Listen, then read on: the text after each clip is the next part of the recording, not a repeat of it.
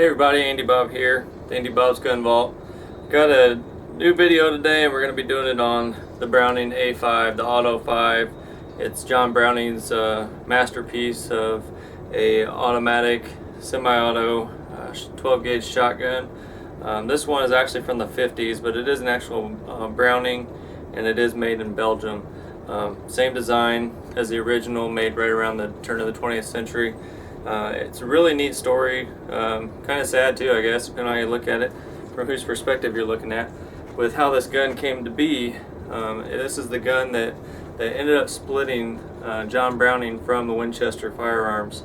He had done some 44 patents with Winchester up to this point, and only 10 of those had gone to become actual firearms up to that point. A lot of them, they had bought his patents simply to keep competitors from getting a hold of them. This one was different. He knew he had something special with this one. People had tried the semi-auto shotguns before and failed at it, and he knew that he had a winner here. So he asked Winchester, he said, okay, instead of buying the patents, I really want to see this one go to be made, and he wanted royalties for it instead of just having a set amount paid for it. And Winchester balked at it and said, nope, we're going to pay you the same like we normally do. We're going to give you some cash for it, which at that time was a nice chunk of change for the patents he was getting.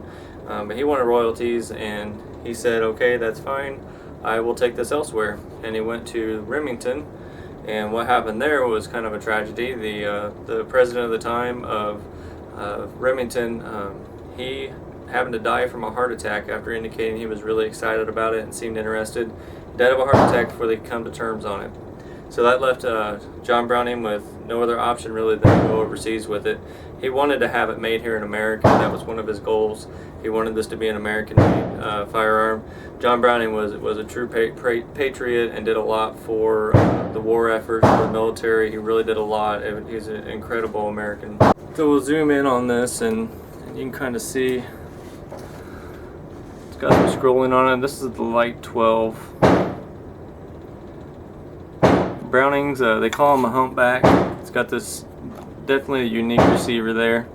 On the true Brownings, one of the things you'll notice is this magazine cut off, and I don't know how well you can see it on the inside, but I'll try and get it maybe later. But this is because when you load around in there, you load from the bottom, and as soon as you load around into the magazine tube, this bolt swings forward and it'll load around in there. So with the magazine cut off in there, when you flip it, it cuts that off, so it allows you to load around in here instead of, or it allows you to empty the chamber without having to empty the hole, because as soon as you pull this back to empty the chamber and you release it, another round's coming in. So there's a few things on there that's for. It's got some really nice scrolling on there, and hopefully I'll get some close-up of it here in a minute. It says made in Belgium. It's got the checkered wood grip here, a little bit of checkering there.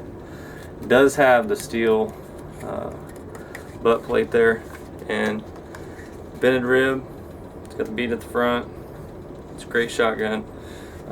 See here in a little bit me shooting it. It's the first time I'd ever shot one. I've shot shotguns before, but this one was like many people you hear talk about them, it can kick like a mule. And this isn't my firearm, so I couldn't really take it apart, but there's some friction rings in here that are designed for different loads. So if you're shooting slugs, you flip the friction rings in a certain direction. If you're shooting birdshot, and it helps with the recoil, and it goes along those ways.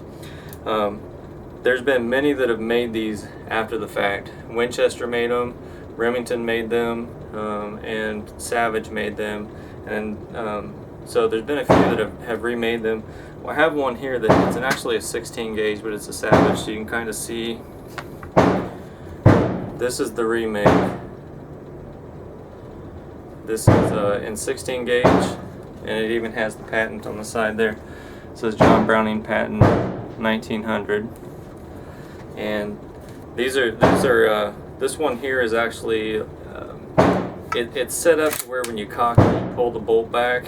But some of these, this is one of the Widowmakers bolt release there. Well, what they made these at first, when Browning's design, when he was at Winchester, they had designed and they had set up a lot of patents. Well, they gave the rights to those patents. Instead of making them for Winchester, they had given those rights over to and signed them over in John Browning's name. And the lawyers at Winchester had done such a great job that they had tied up the patents so well that when Winchester and Remington and Savage went to license these, they got the licensing right from Browning, but they had to have some different designs in it because their lawyers had done such a great job of tying them up and making it so difficult. So you won't see the shutoffs and the reproductions. And the other interesting thing is this whole barrel cocks, and that's one of the ways that you would cock this one. Let's see, forward, and that's how you would cock it.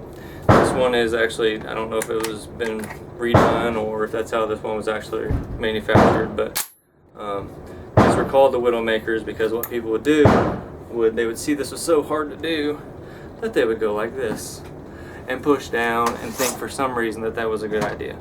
Not the wisest thing to do, thus the term Widowmaker. Still a really cool gun. I didn't get to shoot this one yet, but this one's actually got the rubber butt plate on it, so that's kind of nice. Doesn't have the vent rib. There are some differences in it, but overall they are a lot of the same and similar design. It's still, I've had so many, there's been so many of these made. Like I said, this one's from the 50s. They've been making these all the way up to, I believe it was 1998. This Savage here was made from between 1930 and 1949. Still an incredible gun. So let's go out to the range and you guys can see me shoot it. Alright, so we're here at the range at Indy Trading Post. We got the A5 here, we're going to do a little bit of shooting. It's really pretty unique and pretty neat how it loads here. You see you got the bolt set back there, and when you load from the bottom it's self-loading. So as soon as I put this round in the magazine here, it picks it up. Just like that. I'll show you. Hopefully you can see it. There she is. It's all loaded and ready to go. So we're going to shoot a little bit so you guys can see how it works. Should be fun.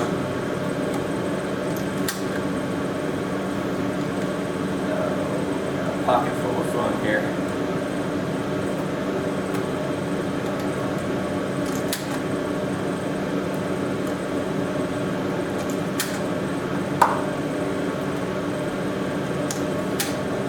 There we go. Let's do this.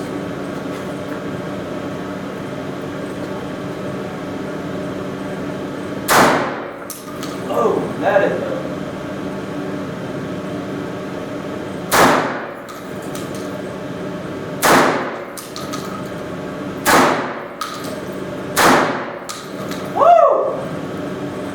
That's a load! Man, I'm gonna feel that one in the morning for sure. I would highly recommend putting a pad on the back of that. That was my first time shooting it. It's undone. That is one sweet gun though. It's an excellent design, a lot of fun. Made us have to bring this one home and call it my own.